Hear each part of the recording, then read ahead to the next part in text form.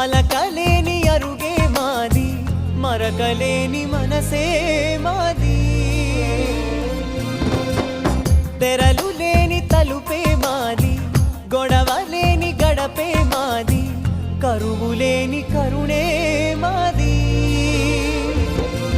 ఈ చోట కురిసేటి ప్రతి చినుకు జన్మ పావనమే, ఈ తోట విరిసేటి ప్రతి పువ్వు బ్రతుకు పరిమళమే.